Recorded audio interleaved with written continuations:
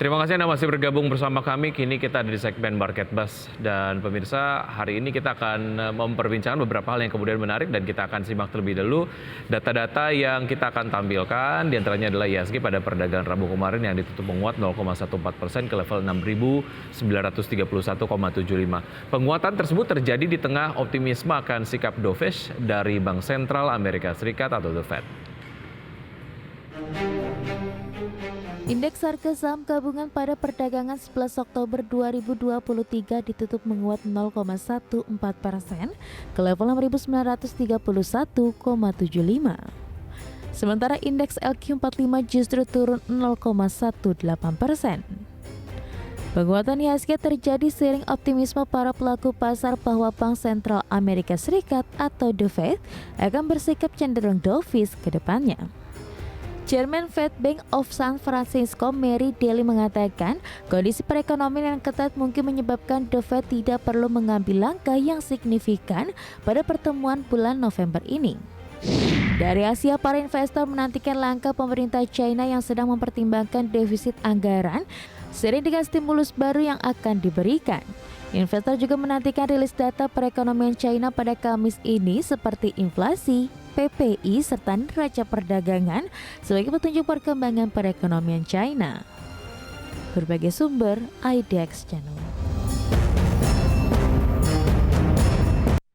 Sementara itu, Menteri BUMN Erick Thohir kini menjadi Menteri Koordinator Bidang Kemaritiman dan Investasi ad interim menggantikan tugas Luhut Binsar Panjaitan yang tengah dirawat di luar negeri.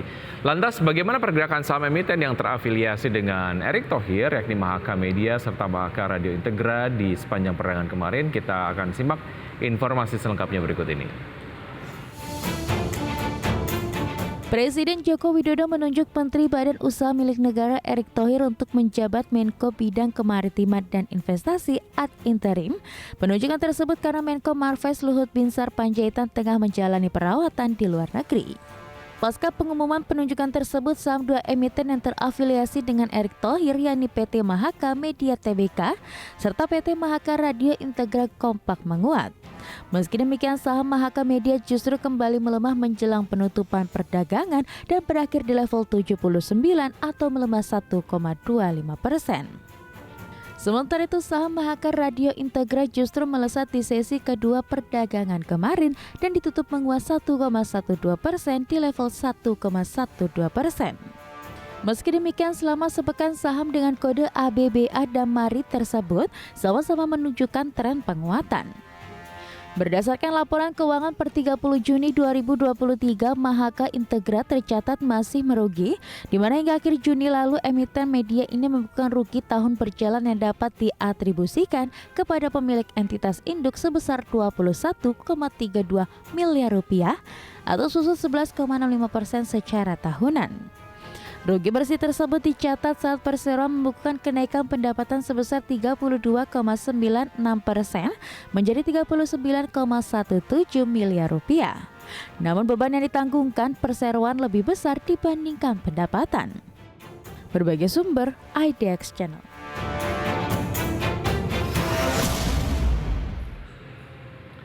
Ya, sementara itu sektor infrastruktur jadi motor utama penguatan IHSG sesi Rabu, terutama ditopang oleh dua saham pendatang baru yaitu PT Barito Renewables Energy Tbk dengan kode saham BRAND dan saham KOKA Indonesia atau KOKA. Saham Barito Renewables Energy bahkan kembali sentuh level tertinggi baru lagi atau sudah aras selama 3 hari beruntun sejak IPO pada Senin lalu.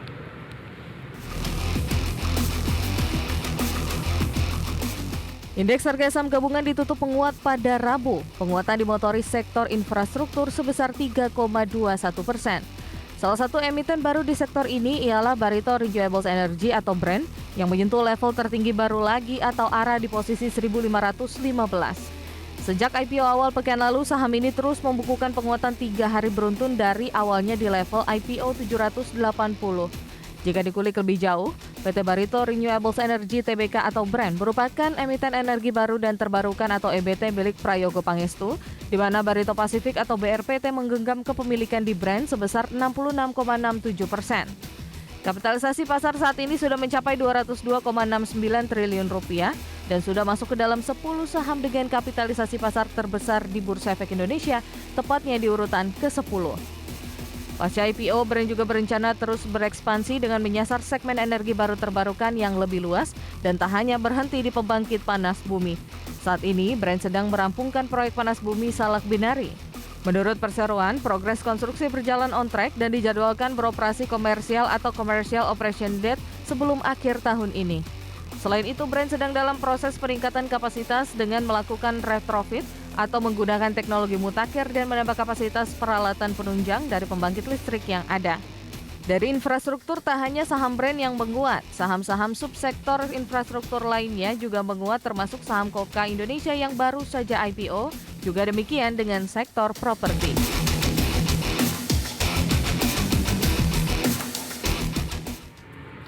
Dan pemirsa, berikut kami rangkum sejumlah saham infrastruktur selain saham Brand yang menguat cukup tinggi hingga penutupan perdagangan kemarin.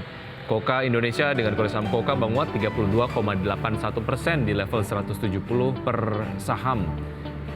Kemudian ada Nusantara Infrastruktur Meta menguat 13,89% di level 246 per saham. Kemudian ada Aset Indonesia dengan kode saham ACST yang menguat 10,27% di level Rp204 per lembar saham.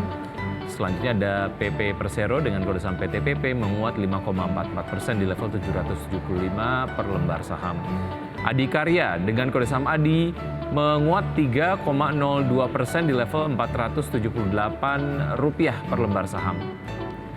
Selain sektor infrastruktur yang mengalami penguatan yang menarik dan juga signifikan, sektor properti juga menguat diiringi oleh saham-saham berikut ini. Pemirsa dapat Anda saksikan di layar televisi untuk Natura City Development dengan kode saham City menguat 34,33% di level Rp90 per lembar saham. Kemudian ada Plaza Indonesia dengan kode saham PLIN menguat 16,11% di level Rp3.460 per lembar saham. Perintis Trinity Property dengan kode saham TRIN menguat 0,73% di level Rp138 per lembar saham. Kemudian Pakuwon Jati juga tidak mau ketinggalan dengan kode saham Puwon menguat 1,91% di level Rp426 per lembar saham. Ciputra Development dengan kode saham CTRA menguat 1,97% di level Rp1.035 per lembar saham.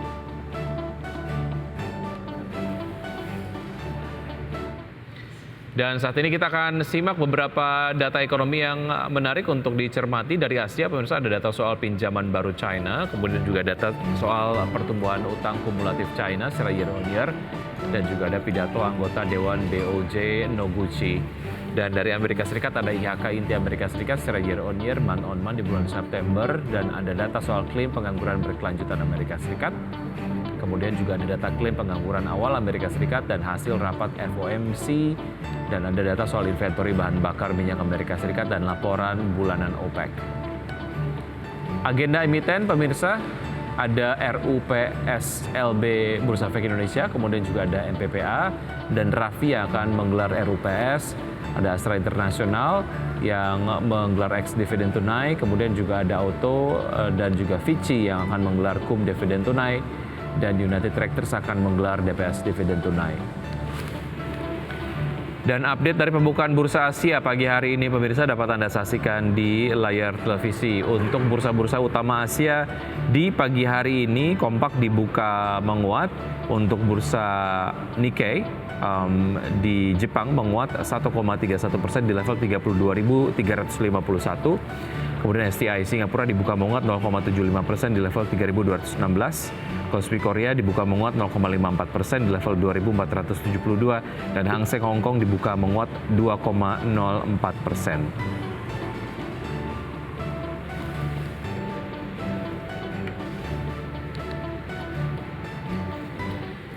Sudah tersambung melalui video conference ada Mas Steven Gunawan, beliau adalah senior analis Henan Putira Sekuritas. Selamat pagi Mas Steven. Halo Mas Steven.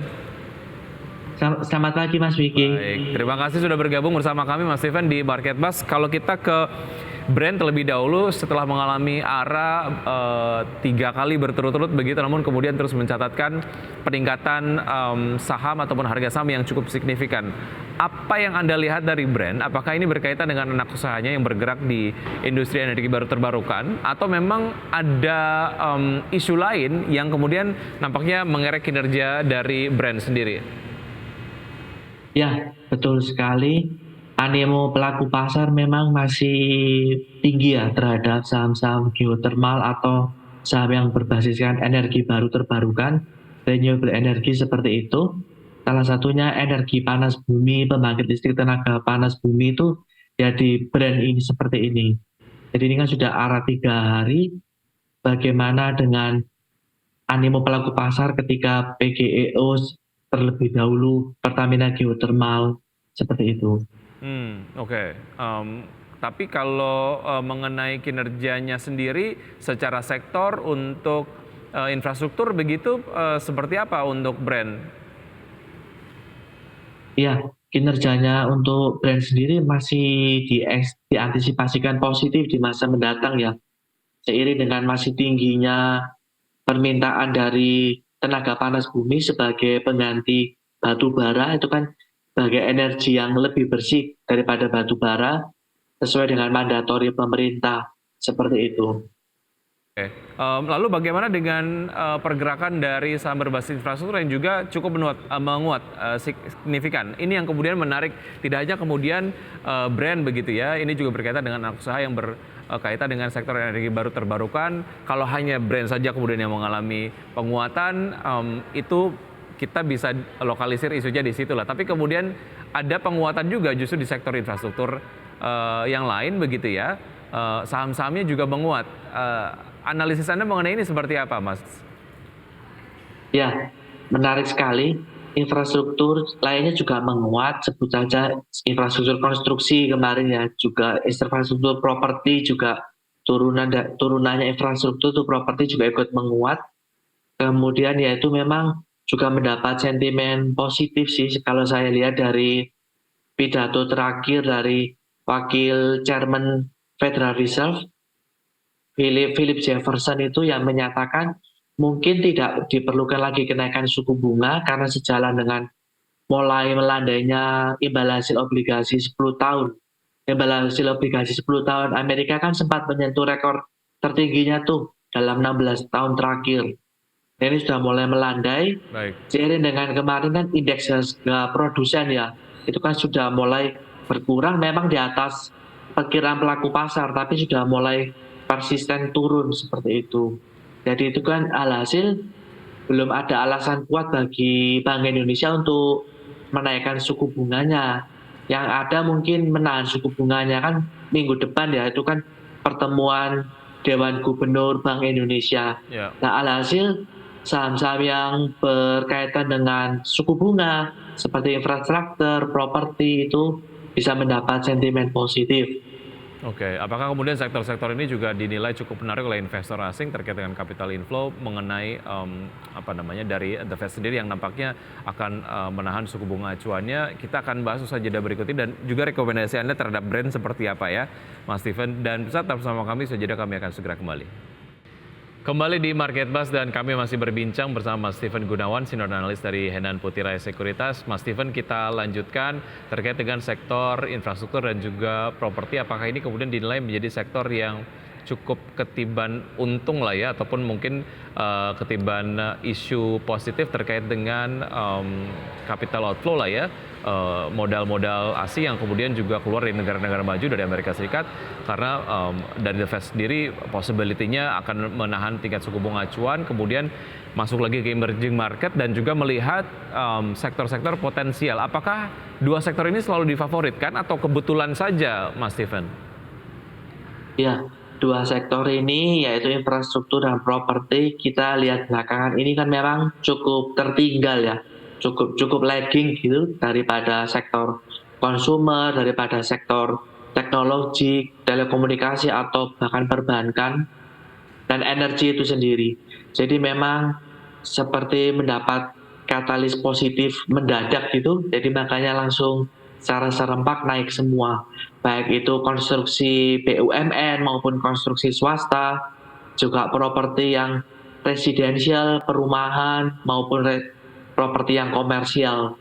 Jadi memang belakangan sudah cukup tertinggal sih. Jadi sudah saatnya untuk bisa kembali ke zona improving atau leading seperti itu. Oke, artinya memang secara harga sudah murah begitu ya, dan menilai potensial upside-nya ini cukup menarik. Oke, tadi kita belum bahas mengenai brand sendiri. Rekomendasinya seperti apa untuk investor yang nampaknya mungkin mulai ngecengin nih untuk kemudian bisa masuk ke brand gitu. Waktu yang tepat untuk naik atau udah kemahalan karena rally terus, Mas Steven? Ya, semestinya sih juga pelaku pasar patut mewaspadai juga ya, karena sudah ARA beruntun 25% 3 hari berturut-turut, patut diwaspadai aksi profit taking ya. Karena itu kan kenaikannya udah cukup tinggi, jadi mungkin ada aksi ambil untung sesaat seperti itu. Mungkin kalau sempat mengulik-ngulik seperti itu, sempat menghitung, nilai wajarnya sih ada di kisaran 2.100 sampai 2.300 sih. Baik, oke, itu ya yang kemudian analisisnya. Tapi kemudian Anda menilai bahwa kalaupun memang mau masuk ada hal yang memang harus diwaspadai. Oke, kita ke informasi lain. Tadi juga cukup menarik adalah ada pergerakan yang juga cukup menarik dari ABBA dan juga dari MARI begitu ya. Ini mengikuti perkembangan dari Menteri BUMN Erick Thohir yang menjadi Menko Marves saat interim, menggantikan CEO ini Luhut Binsar Panjaitan. Anda melihat kedua saham ini seperti apa, Mas Steven? BBA itu memang kemarin sempat bergerak itu lebih didrive oleh isu atau berita ya. Jadi sentimen yang memang Pak Erick Thohir ditunjuk sebagai Menko Marves ad interim, namun sejatinya MARI sendiri maka Radio Integra itu masih membukukan earning yang negatif ya. Jadi pergerakan sahamnya lebih didrive oleh berita seperti itu aja. Biasanya kalau saham-saham yang didrive oleh berita cuma sesaat aja sih. Jadi mungkin bisa sehari 2 hari aja. Biasanya sudah untungnya sudah cukup, misalkan 3%, 4% sehari sudah cukup. Sudah profit taking biasanya dari pelaku pasar itu sendiri. Kalau mau trading bisa dimanfaatkan nggak untuk kedua saham ini? Halo Mas Steven. Ya kalau mau trading mungkin momentumnya sudah lewat ya, karena kan beritanya sudah price in gitu, sudah terfaktorkan seperti itu. Baik.